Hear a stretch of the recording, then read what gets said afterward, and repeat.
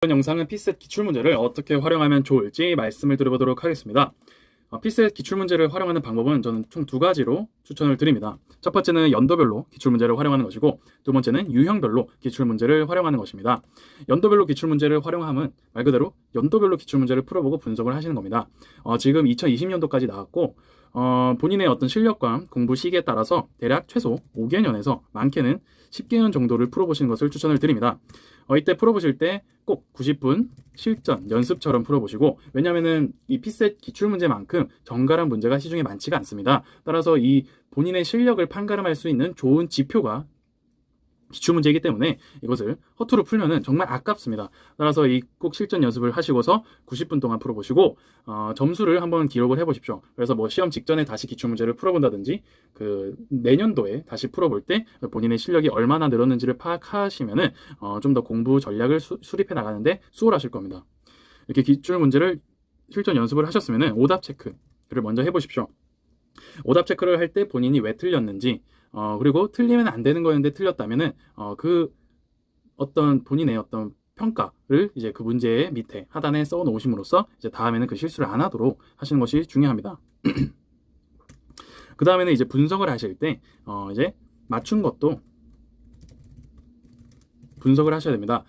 그 본인이 맞췄다 하더라도 찍어서 맞췄을 수도 있고, 그리고 그 문제를 푸는 어떤 프로세스가 정확한 프로세스가 아닐 수도 있기 때문에 그것을 점검해 나가는 것이 꼭 필요합니다.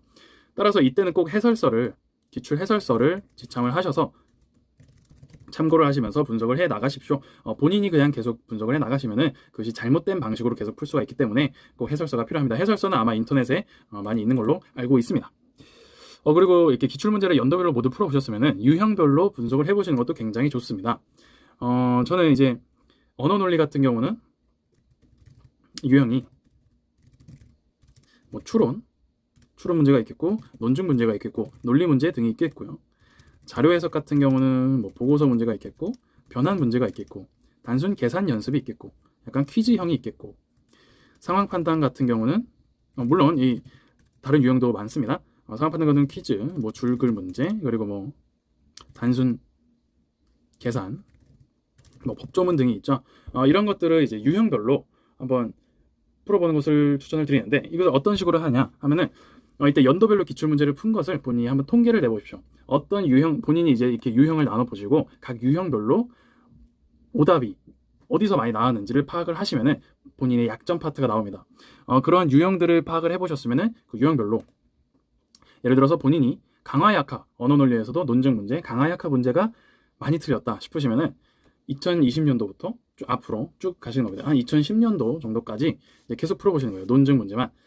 그래서 2020년도 한 19년도 풀어보시고, 이거는 이 논증은, 논증 파트는 이런 식으로 풀면 되겠구나. 전략을 만들어 보시고, 그 전략을 가지고서 2018년도, 17년도를 풀어보시고, 만약에 그 전략이 잘 통하면은 그 전략을 유지하시고, 만약에 전략이 좀 별로인 것 같다 싶으면 수정을 하시고, 이렇게 각 유형별로 본인의 전략을 수립을 하시고 점검을 해 나가시는 과정을 통해서 약점 파트를 보완해 나갈 수가 있습니다. 저는 이 방식을 통해서 굉장히 실력이 많이 늘었고, 꼭 추천을 드리는 방법입니다. 따라서 이제 기출문제를 연도별로 풀어보셨으면 꼭 유형별로 한번 풀어보시는 것을 추천을 드려보도록 하겠습니다.